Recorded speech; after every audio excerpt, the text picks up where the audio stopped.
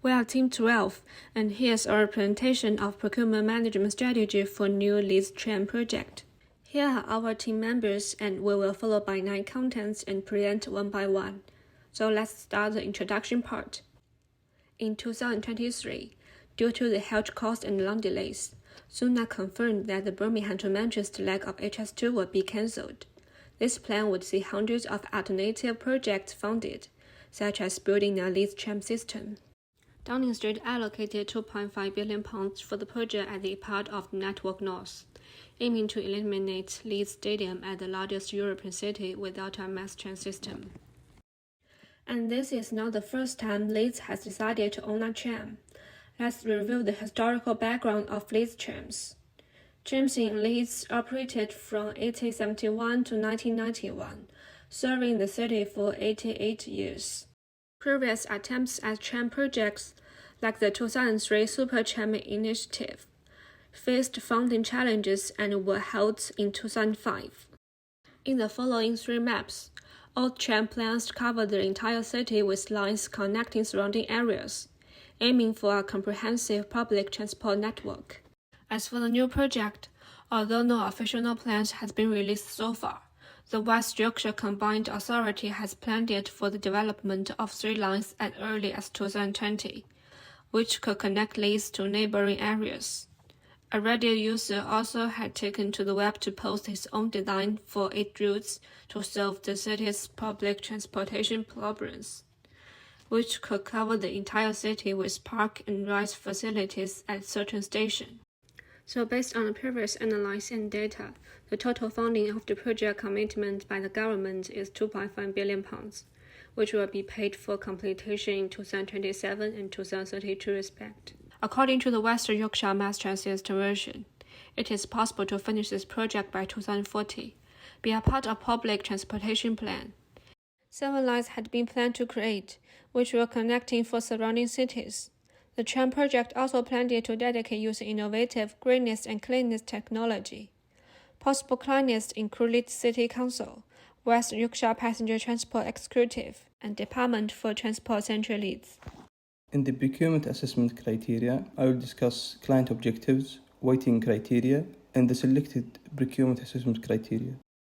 Primary objectives analysis. In this slide, we gathered the client objectives and we will analyze them and we'll choose what procurement assessment criteria we'll use. First one will be cost certainty. The project has already identified the exact funds that will be given, which is £2.5 billion. Therefore, no more than this money will be paid. Possible variations. Ms. Braben, the Mayor of West Yorkshire, said that she can't promise that the government will continue giving the fund.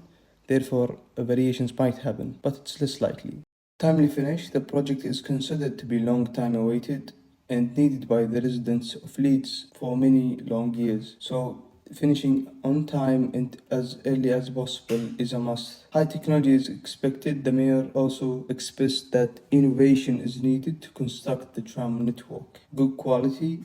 The mayor also stated an amazing tram will be done. Nothing fancy, nothing poor, but in between and practical. Risk transfer. Since that the client has never completed a tram project before, it is assumed that they lack knowledge about them, and it's better to avoid any type of risks that they are not knowledgeable about.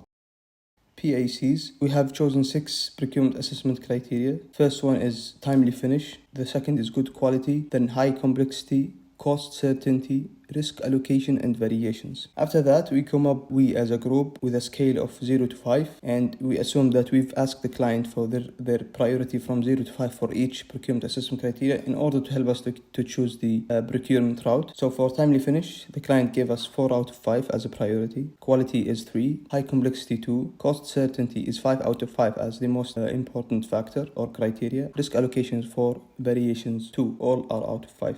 Procurement routes. In the next slides, we'll discuss about applicable routes, the choice of procurement route, and some insights. We have gathered the procurement assessment criteria on the left column, and again we place that against the procurement routes on the horizontal row. As we can see, traditional has only 3 applicable criteria. Cost, construction management, and management contracting has 4, which is the most. Prime contracting has 3 with 1 long bid process. Design build has 3. ECI has 4 with 1 cost reimbursable. For the weighted procurement route, as we saw before, we choose the most 3 applicable routes, which are management routes, design and build, and ECI. All have the most relevance and most ticks. Cost, management routes, and ECI has 0 out of 5 because they are not dealing well with cost. Unlike design and build has 5. Time, all are good with time, so they all had 4. Quality, only management routes deals with high quality. Variations, management routes and ECI deal with variations, unlike design and build. Complexity, only management routes has the complexity. Risk allocation, design and build and ECI has 4 out of 5, but management routes has 0 because they don't deal and they don't avoid risk by choosing this route. At the end, the average score, as we can see, design and build had the highest average score out of 5 and therefore has been chosen. After the evaluation, the straight design and build procurement route is chosen by the client due to the following reasons. Design and build provide us with cost certainty, therefore we know what the design and construction will cost from the beginning, therefore we are not expecting to add any money. Design and construction integration. In Edinburgh Tram inquiry in 2006, they suggested that design and construction should not be separated, therefore design and build give us this feature. Risk allocation. In design and build, risk is going to be allocated to who's much more familiar with that risk. Therefore, it's better to use a design and build for that matter. The contractor will be responsible also for the quality of design and construction, therefore easing the mission on the client. Management routes were not chosen because it provides us with cost uncertainty and increase the overall cost, which is unwanted. Risk cannot be avoided by the client because we know who is not responsible for design and construction. Separate design and construction responsibilities, although some management routes provide that, but it's not straightforward as design and build, as the name suggests. ECI, justification for not choosing the ECI will be cost uncertainty due cost reimbursable method. Can deal with highly complex project, which the project might be. A possible separation between design and build or design and construction, which is not preferable at this stage. Also, quality concerns for no potential supervision on design and construction. No will supervise the work either in design or on construction. Insights. As an insights during the procurement routes, there is not enough input from the client. Some of the criteria have been assumed, and in the ranking system 0 to 5 has been developed by the team, us. Therefore, the choosing of procurement route should be done closely with the client. The second insight is the Edinburgh Tram Inquiry 2006 recommended that the future Trams project in the UK should not separate the design and construction phases, while design and build suggests that and emerge the both stages. Part 4. Tendering System. The presentation of this part includes possible tendering choices and tendering selection and analysis. There are 5 possible choices of tendering system considered by the client, which are open competitive, selective competitive, negotiated, serial contracts, and term contracts. Open competitive tendering hereby is chosen. The method is to select 2 stages open competitive tendering system. First stage is competitive, second stage is negotiated. The strategy is to divide stage 1 into 2 phases. During phase 1, pre-qualification process will be performed. It will take 3 months. Quality, experience, financial, and reputation are important in tendering ranking system. During phase 2, commercial competitive process will be performed. It will take 1 month.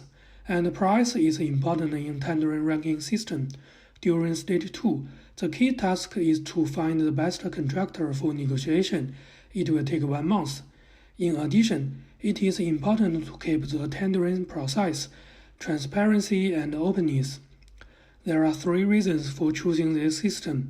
Firstly, 5 years is more than enough for the tendering process. Secondly, it allows a wide range of contractors to participate, which will lead to competitive pricing. The last, it promotes fairness, transparency, and accountability. Selective competitive is not chosen due to the following reasons. Firstly, it may limit competition, potentially resulting in higher costs. Secondly, it could lead to perceptions of favoritism, which may create misunderstandings from citizens to the government. Negotiated tendering is not chosen because, firstly, it may create potential higher cost without enough competitive. Secondly, it may be perceived as lacking transparency, especially this is a public project. The two variants of tendering system are not chosen for the following reasons. For CRA contracts, firstly, it requires an initial bid accompanied by a schedule of rates or bill of quantity, which is not suitable for this project.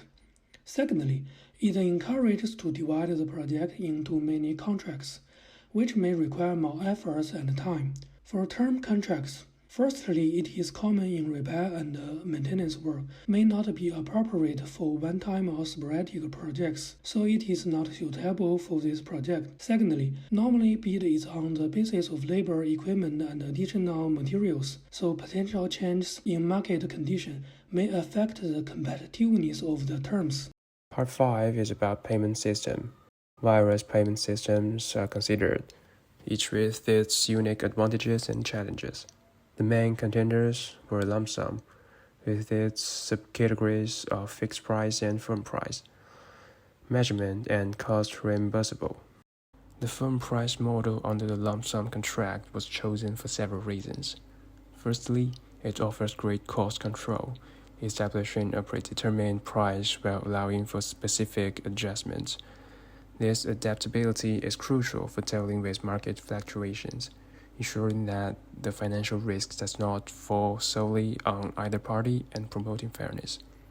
Moreover, the firm price contract fosters risk sharing, encouraging collaboration between parties for cost effectiveness and efficiency.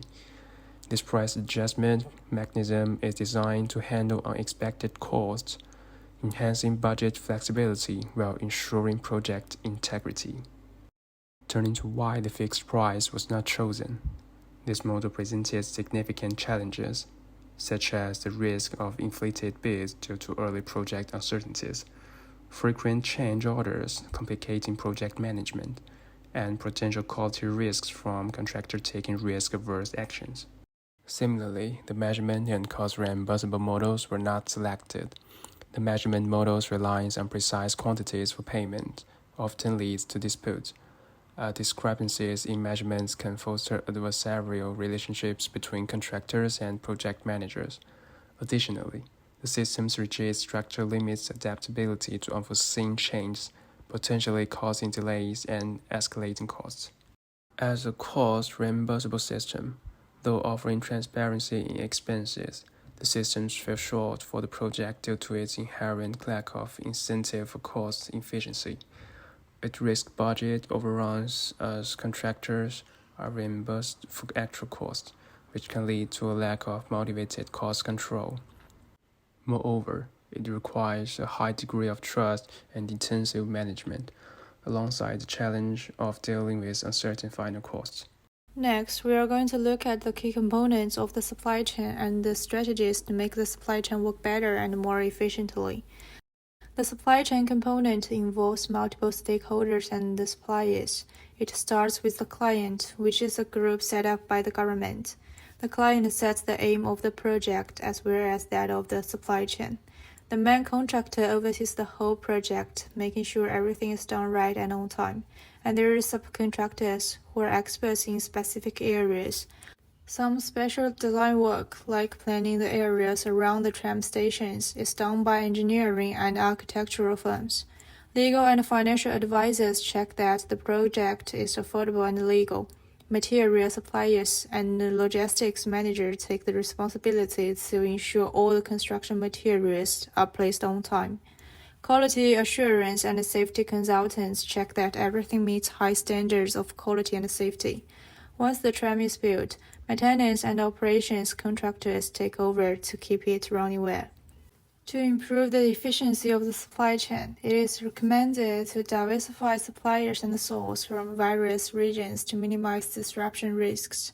Keep extra stock of key materials and focus needs to avoid shortage or excess. Also, strong relationships with suppliers are built from the start to tackle potential issues together and boost their ability to deal with disruptions. It is recommended to use technology for better tracking and automate tasks to cut down on errors. Just-in-time delivery system is implemented to minimize on-site storage needs and reduce congestion, where multiple ways are planned to move goods and spread out storage to keep things moving smoothly, even when unexpected problems arise. Additionally, there is a need to manage money wisely, saving and arranging flexible financing to help supply chains stay resilient during tough times. As is mentioned before, suppliers are involved in the early stage to leverage their expertise in optimizing designs for cost, availability, and sustainability, and a dedicated team with a strong leader is built at the beginning to assess and monitor the supply chain during the whole project lifecycle. Regarding to risk management, performance improvement, and quality control, the team would check for any possible problems and have plans ready to deal with them. There are more considerations about the environment, making sure people are happy with our work and always looking for ways to do things better. In short, we are working hard to make sure the Leeds Tram project is done well, on time and within budget. We'll also be ready for any challenges that come way. Now I'm going to present the Part 7, Framework Agreement. First of all, method. By establishing a special team, work for framework agreement. Second, participate. It is formed by project management team, facilitators, potential contractors, suppliers, and other related key stakeholders. Then is the time. The team shall be formed in the early planning stage of the project. The implementation plan shall be in place before the project commencement date. And finally, work. The scope of work includes but not limited to market research and supplier identification, defining the project's requirements and specifications, negotiating terms and conditions with different stakeholders, for example, rates, prices, profit, overhead, etc. Establishing performance metrics and monitoring mechanisms. Updating and integrating framework agreements in the whole project lifecycle. Here are some scope of application to the project. It can be used in the procurement of tram vehicles, spare parts, or maintenance services. It can be used to assess specialized expertise or technology. It can standardize materials or components across multiple phases or extensions of the project. And here are some benefits of framework agreement.